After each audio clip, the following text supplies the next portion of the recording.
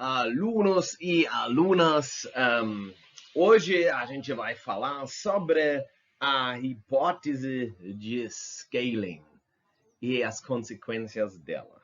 A hipótese de scaling é uma hipótese até hoje, mas vocês vão ver que para uma pessoa meio leiga como a gente, quando a gente entra na física estatística, a gente nem vai entender o que ainda é uma hipótese não provada. Mas tudo bem. Então, vamos começar com isso.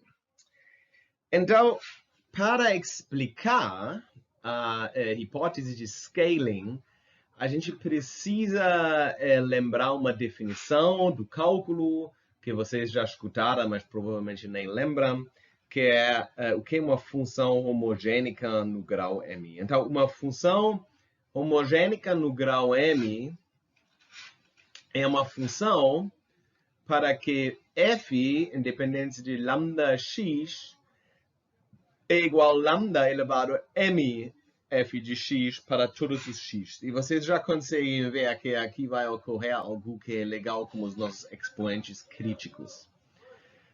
Então, funções homogênicas tem muitos, né? É basicamente só que tem um tipo de dependência que é exatamente a dependência que a gente espera de funções de respostas perto de uma transição de fase contínua. Então, e isso é importante, se uma função homogênica é determinada num ponto x0 que não é zero, ela é conhecida em todos os pontos. Isso é óbvio, só tem que olhar para essa equação aqui. Né? Porque se você tem... porque para todos os x existe um lambda x único que satisfaz x igual lambda x vezes x0. Porque isso é exatamente o que tem escrito aqui. Como f de x igual lambda xm f de x0. Então, isso significa que se você conhece um ponto, você conhece todos. Né? Então, f de x e f de x0 são conectadas, e isso é uma coisa de nomenclatura, a gente diz por uma transformação de escala. Né? E essas escalas são muito importantes na física, em muitas áreas. Mas aqui, nessa disciplina, a gente só acha super legal e isso já chega. Então, agora, a generalização da homogeneidade é o seguinte, né? Você pode ter várias variáveis, né? Agora, se você tem várias variáveis, é um pouco não muito útil escrever assim, é melhor escrever assim, né? Então, isso seria a mesma coisa. A gente poderia reescrever a relação que tem escrito aqui como f lambda elevado 1 sobre mx igual lambda f de x, né? Isso não faria uma diferença. Por causa disso, a gente pode escrever uma generalização em termos de várias variáveis nessa maneira, que a função depende de lambda elevado a x e lambda elevado by, e isso seria igual a lambda f de x e y. Ok, então essa relação de homogeneidade, vocês sabem de que eu estou falando, a gente vai usar bastante agora. Então, vamos começar com uma hipótese de scaling. Eu vou formular a hipótese de scaling como no livro do Nolting para a entalpia. Você poderia começar com outro potencial termodinâmico, mas a gente escolhe a entalpia porque é mais prático. Então, a entalpia, G, independência de epsilon e B0, com todos os termos não críticos separados, então significa que todas as coisas que não divergem ou vão para zero, a gente não tem dentro, é uma função homogênica. Okay? Em termos dos variáveis críticos, tem que ser uma função homogênica, e isso significa exatamente o que a gente tinha escrito, que a entalpia, independência de lambda elevado a epsilon, e lambda elevado a B0 tem que ser igual a lambda vezes a entalpia de epsilon e B0 para todos os lambda que são elementos dos números reais. Então, essa hipótese de scaling se transfere naturalmente para todos os potenciais termodinâmicos. É bem fácil pensar nisso. Uma coisa que é importante é que essa hipótese, que perto de uma transição de fase, a entalpia é homogênica, é algo que parece impossível para provar. A gente não consegue provar. Mas, no fim, eu não entendo isso e provavelmente vocês não vão entender isso. Mas se eu entendo durante esse período, talvez eu vou explicar. Mas quando a gente entra na física estatística, vocês vão ver o raciocínio para chegar, para racionalizar muito, muito bem a hipótese de scaling, tão bem que eu não mais entendo a diferença sutil para uma prova. Mas isso talvez é porque eu sou físico e físico, às vezes, caga na matemática. Então, derivamos agora, vamos fazer algo engraçado. A gente vai derivar a nossa entalpia em termos do campo, né? Então, isso é bem simples, né? Se a gente deriva esse lado aqui, a gente tem que pegar a derivada de dentro, que vai ser lambda AB, vezes a derivada de fora, que vai ser a derivada disso tudo em termos de lambda AB vezes B0. E isso vai ser igual a lambda. Lambda não tem uma dependência de B0 vezes a derivada de entalpia em termos de B0. Mas a gente sabe que a entalpia tem esse termo de M de B0. Então, se a gente, na verdade, é menos, né? Se a gente deriva, então, a entalpia em termos de B0, a gente vai receber um momento magnético, e isso é o volume vezes a magnetização. Ok? Então, a gente já fez uma conexão aqui para uma quantidade de física, a magnetização. E isso significa agora que a gente pode basicamente reescrever isso, né, aqui em termos de magnetização. E agora a gente pode escolher um B0, né, porque isso tem que ser válido para qualquer X. Isso foi uma das coisas que a gente tinha que suponhar. Então, B0, vamos dizer, 0, e a gente escolhe, e agora isso significa que agora a gente só tem uma dependência aqui de epsilon, a gente não tem mais uma dependência do campo, e agora a gente bota lambda igual a menos epsilon elevado a menos 1 sobre epsilon a epsilon. De novo, a gente pode escolher qualquer lambda, certo? Então, a gente escolhe esse lambda e o que sai vai ser isso aqui, a magnetização, independência de epsilon. Lembram, epsilon, né, é a distância para o ponto crítico, né? Então, a gente tem agora uma dependência de epsilon, elevado 1 menos AB a epsilon, e essa magnetização agora é a magnetização de menos 1, 0. Agora, isso é uma constante, então a gente consegue ver que a magnetização, em dependência da distância para o ponto crítico, é igual a menos epsilon elevado a 1 menos AB dividido por A epsilon.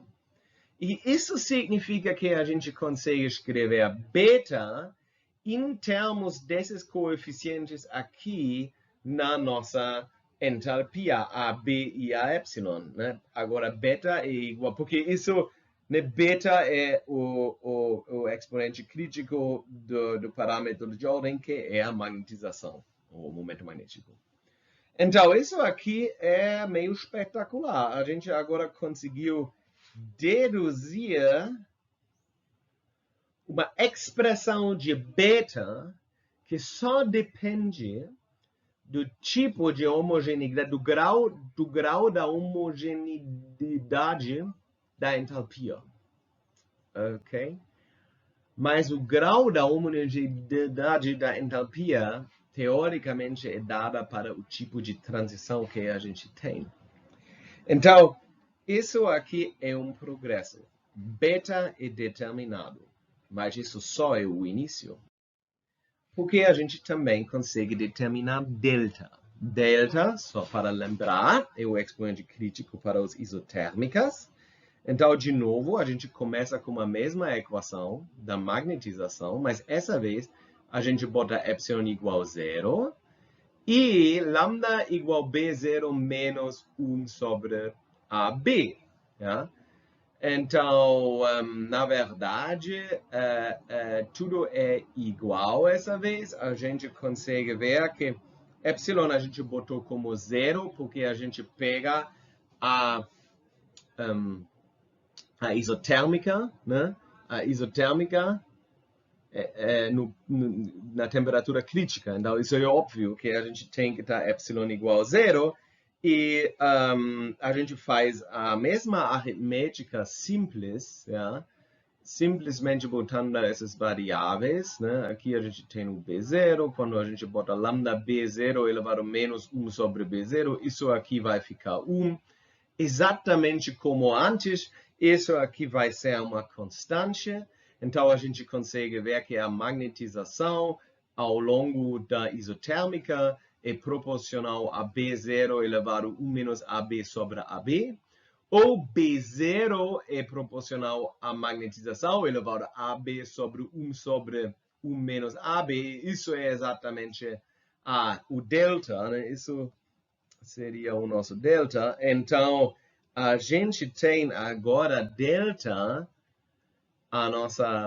o nosso expoente crítico, e isso significa que agora a gente tem uma relação entre delta e beta e AB e a epsilon. Então, se a gente consegue medir beta ou delta, a gente automaticamente vai ter AB e a epsilon. E como vocês vão ver, de A, B e A epsilon, a gente consegue deduzir outros expoentes críticos, ou a gente pode relacionar expoentes críticos como a gente fez antes, mas essa vez baseado na hipótese de escala, de scaling.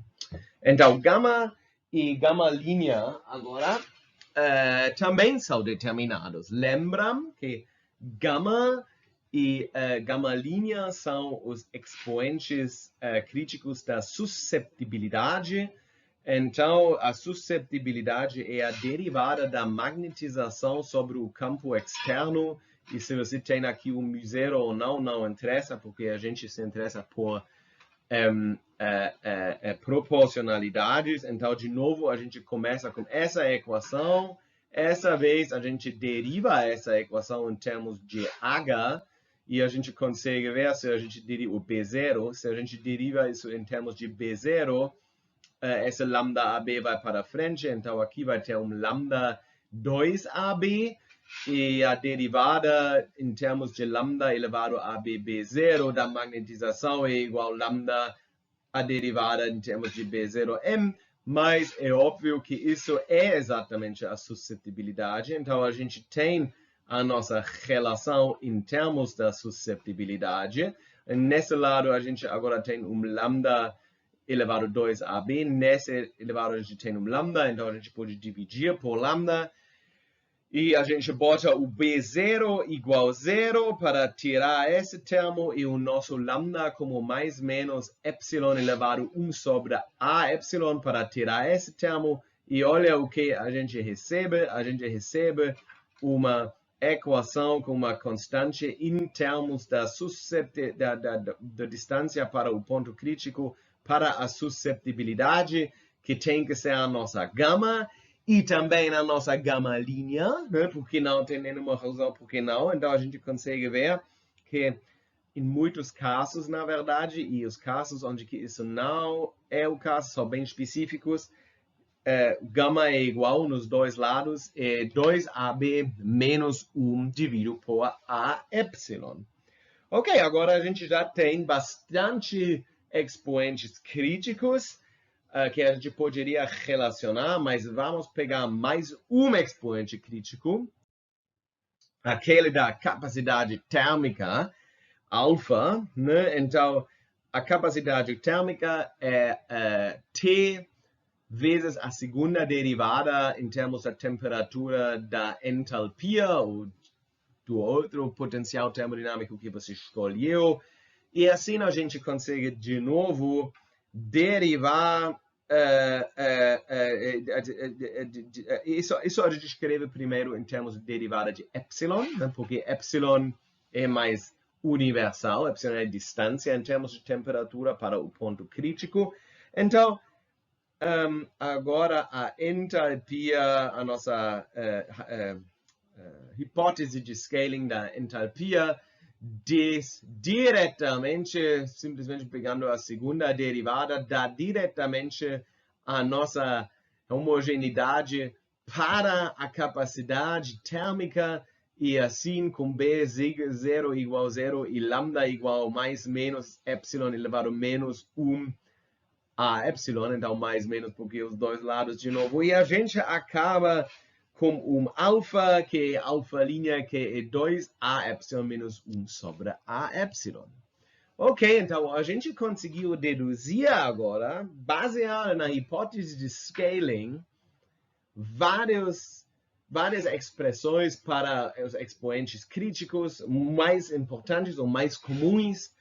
E é óbvio que com o mínimo de conhecimento de aritmética, a gente vai ser capaz de deduzir agora relações entre os expoentes críticos. E, na verdade, essas relações